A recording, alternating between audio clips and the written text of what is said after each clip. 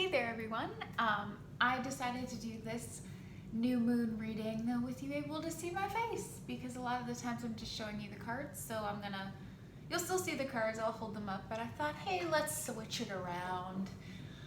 I missed the full moon that we had previously, just going through a lot of personal stuff, so I missed it, but we are back here with the new moon, which means new beginnings, new starts.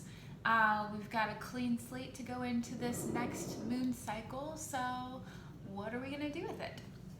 I pulled some really cool messages here for us, so let's just dive on in.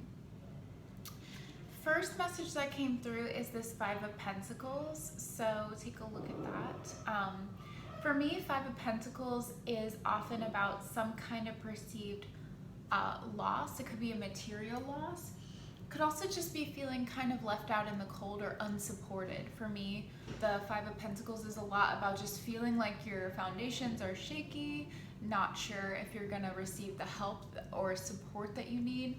But look on this card. Do you see how that guy is kind of curled up in a ball, not really looking outward, looks like he's not feeling so good. But here's this beautiful mermaid there offering him these golden coins. So I feel like the message from Spirit today on this new moon is a little bit about opening up to receive the guidance and love and support that we're looking for. We can ask all day, but if we don't receive, if we don't allow ourselves to receive, then we're gonna have a problem really feeling that gratitude and feeling like that we're being supported. It's about accepting the gift, and I also think the message that came through here, I feel like this is also an indicator that it is a time to take the veil from our eyes a little bit. So we're in a time where we're being asked to awaken, we're being asked to open up, to step up more into our fullness. And that can be scary, and it can make us tend to pull inward and decide not to show up in the big way that we're being asked to. And so I think it really is about trusting that you will receive the support you need as you take the steps you're guided to take. So if there's something you feel the need to try, if you're tired of sitting in something that doesn't feel fully authentic to you anymore, I feel like we're really being called to step up, open our eyes, awaken. We can't be sticking our heads in the sand anymore, and I know a lot of us are really feeling that energy right now. So understand that when you do that, when you start to unfold, unwrap, and show up fully, you will receive all the support you need to do that, and you can always ask for help. Allow yourself to receive support. Don't try to do this alone.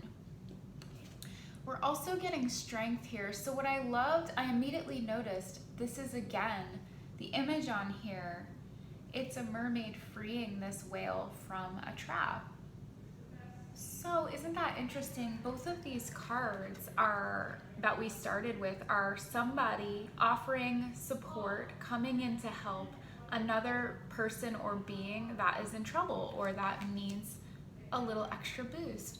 So I love this. To me, this is the key of this message, is that our vulnerability, our kindness, our compassion, our heart is actually our strength. So look, this giant, powerful whale still got caught in a net. He still needed something seemingly smaller than him to help release him. And so yeah, I think the key here, this period we're in right now, is a lot about, there's a false narrative that goes on in our world that emotions are weakness, or compassion makes you less strong, or if somebody sees your soft places, they'll take advantage of it, or things like that. When I think the more I go along this journey, I really realize that our softness and our heart and our compassion and our willingness to face and process our emotions, all of those things take an immense amount of strength. And so strength is not so much a show of brute force. It's not so much walls closing down or defenses being built up, but rather the courage to strip down those defenses. The courage to take down those walls and allow your vulnerable bits to be seen. So I just think that image is very powerful, and strength is about understanding that that road of love and compassion might actually be more difficult than the alternative, and choosing to do it anyway. Cool. So when I pulled next, these 3 cards came out together, and I got the Page of Swords, Page of Cups, Ace of Wands. So I'm letting you see that. So this is a really lovely message. This is a lot of childlike energy with the pages. So I said childlike, not childish. So the wisdom of children is that they are open, they are perceptive, they don't have a lot of preconceived notions that they pack on top of experiences. They're willing to take risks. They're willing to get a little dirty and scraped up in order to learn and explore. So we can learn a lot from that childlike energy. And we get the Page of Swords, Page of Cups. So for me, this is a theme about head and heart.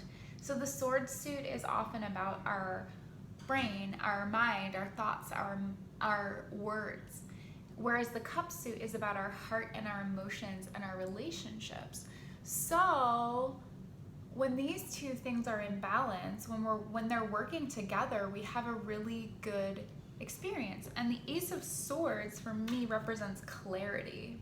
So I feel like the message from Spirit here is that if you operate only from the head, you'll be out of balance. If you operate only from the heart, you'll be out of balance. But when these 2 things are working together, they offer you the clarity that you're looking for. So right now, this new moon is offering us a chance to integrate the head and the heart. And I think this has been actually a really big theme. I feel like I talked about this recently on a reading as well, but I think it's worth repeating that we need these 2 things working together. We can't deny our mind and we can't deny our heart and think that we're gonna make choices that are the clearest and our best path. So what I wanna say about this is, right, if we only use our mind, we're getting stuck in circular thoughts and we never quite take an action or make a choice. If we're stuck only in our heart, then we're operating from a place of sometimes out of balance emotion. So sometimes our emotions will take over and cloud our judgment. So we want these 2 things working together in a healthy way. So when we consume information, how does it make me feel? What does it make me think? And filtering through these 2 spheres and paying attention to our body and our mind. Right, so when we live in our integrity, our mind and our heart are working in tandem. And I do think as we start to do this, right, I think that's coming up as the pages because we have to relearn how to do that. We have to come at it with a beginner's mind, knowing that we don't have all the answers, and maybe we're gonna have to try new things and try new patterns that might be a little uncomfortable in order to receive this clarity. So for me, the Ace of Swords is new learning, new information, perhaps a new way of communicating that's coming in as a result of that integration of the mind and the heart. I love this too. At the bottom of this deck was the Knight of Cups, which is one of my favorite cards. So I love this. See this little page? Look, he is dabbling in the emotional sphere. He is getting in touch with his inner thoughts or he's getting in touch with his inner emotions and intuition, and he will grow into this Knight of Cups. So he becomes the Knight of Cups, which is a slightly more mature, slightly more reflective version of that page. But for me, this message is important. This is about reflection. See how he's looking down in that cup. He is contemplating his emotional world. He's getting in touch with his softer nature and softer side. And right, we are Yeah, we're still in Cancer season, getting to the tail end of Cancer season. So there's been a big theme around emotion and honoring our emotions and processing a lot of feelings. Could be processing some emotions from childhood that we haven't faced. Could be that there's a new emotional world that has been opened up in the face of a lot of adversity lately. This is about really being willing and brave enough to look ourselves in the mirror. But the Knight of Cups really offers his heart. He's got his heart on his sleeve. He's a romantic, a poetic, could be an artist. But what I love about the Knight of Cups is that he is fearless when it comes to expressing his emotions. So he understands that vulnerability is strength. He understands that his emotions are actually his strength. But in order to express his emotions, he has to take the time to look at them and integrate them. So that to me is why he is reflecting in this cup right here. So that's really nice. Some big messages about going inward, about exploring our emotional side and honoring that area of us. Because I think so many times we're moving too fast to really even hear what our heart is saying. And how can we make those informed choices for our lives? How can we live in alignment if we're not listening to our heart? Okay, I pulled a few other messages from a different oracle deck I had. This one I actually had to look up from the book because I don't know this card very well. It says conchomancy, I don't know how you pronounce it. It's all about seashells. And what I read about in the book was this is a card about when you kind of like honoring seashells the same way we work with crystals, that each seashell has its own properties and its own message for you, and getting in touch with that. So how is that relevant if you're not somebody who's near the beach, or you're not collecting shells at this moment that you can hold in your hand and feel the energy of? Well, very interesting with some of these other cards. This description of this card was talking about how there is a particular shell that is associated with fertility, and there's a particular shell, I think it's the conch, is associated with calling out to your ancestors. Well, we have cards here that are all around fertility and calling out. Using our voice, our siren songs. So I thought that was interesting. I feel like this is the message from Spirit, is connecting into those aspects of ourselves. So fertility, messages of fertility in the cards don't always indicate an actual child being created. It can be a creative project. It can be honoring your own creative nature. So human beings are inherently creative. Whether you consider yourself a creative or not, we make things. Everything we do is of a creative nature. Whether it is that you fix things, that's a creation. Whether it is that you are an engineer and you work a lot with mind and numbers, that's also creation. So it doesn't have to be as traditional as somebody who paints on a canvas.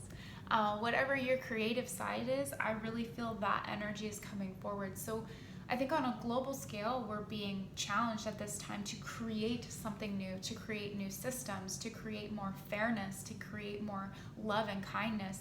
Like all these things that we're seeing breaking down, all these struggles we're seeing, are offering a clean slate and a space for new creation. I pulled two cards really about fertility. So we see this pregnant mermaid, and we see this mermaid with an egg, fertility. So again, like there's this big creation energy, and all of us are a part of it. So we have to show up in a really big way right now with the gifts that we've been given. This card is also about conserving the earth and honoring our earth mother. So finding ways to be more eco-friendly, finding ways to honor nature, even our inner nature that we can honor. It says community on it as well. So I think right now, fostering that sense of community, which kind of goes back to this Five of Pentacles we started with, that's a lot about receiving and giving support. And so I do feel that right now our communities are being called to step up, step forward, helping each other. When you have the energy, helping, and when you need the help, asking for it. But it does feel like I would call this a very fertile time. We have the chance to create whatever we would like to create going forward.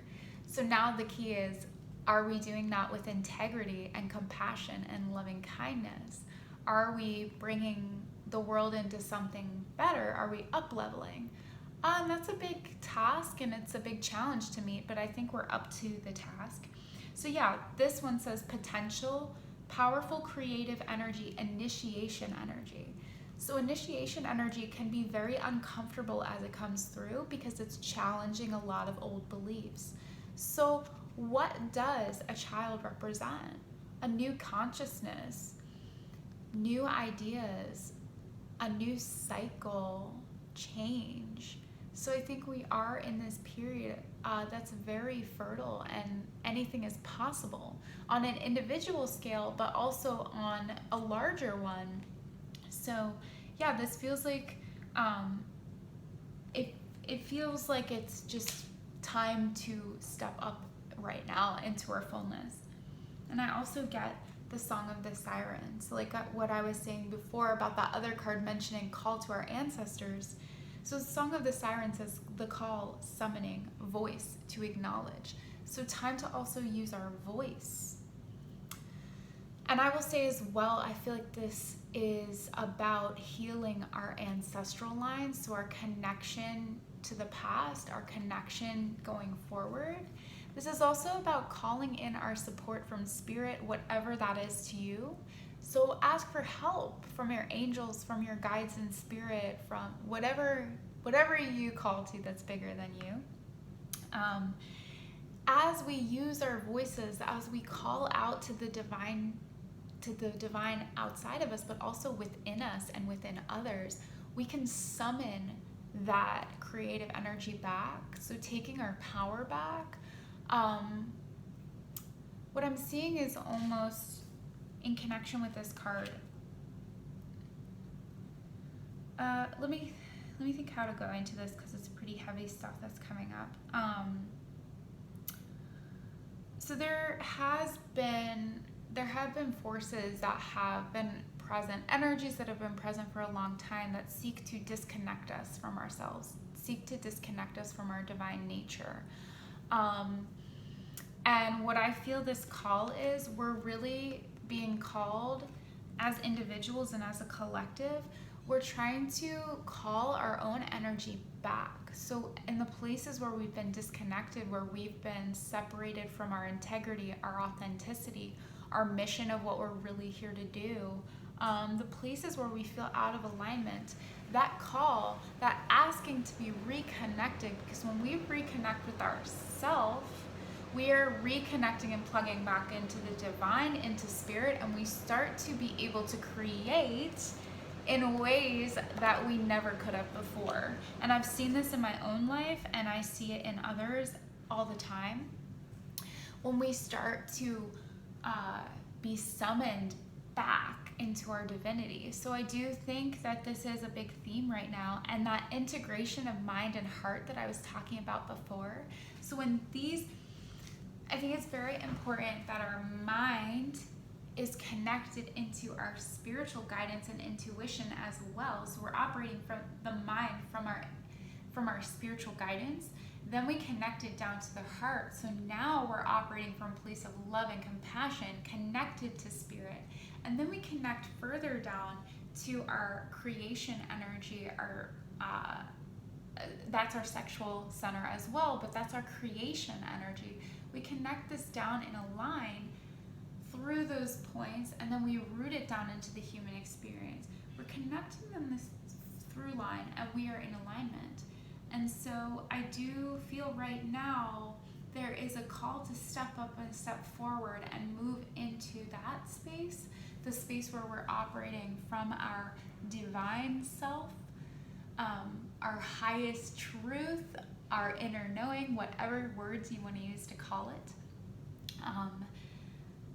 When we operate from there, that is where our strength comes from. That is where our ability to be compassionate and loving and create lasting, impactful change for the better happens. So I went on a little bit of a tangent from these cards, but I feel like those messages really needed to come through. So using your voice in a way that's loving but also in alignment, using your creative energy, using the skills and gifts that you've been given in this lifetime to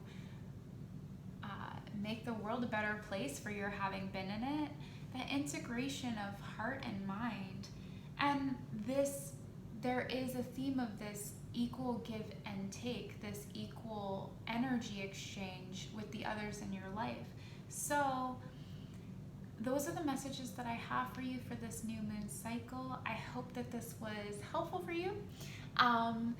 If I can help you at all on a personal level and look into your cards more individually, please book a session with me. I'll have all the info attached to this video. But yeah, until I see you again, I'm wishing you all the best and have a good one.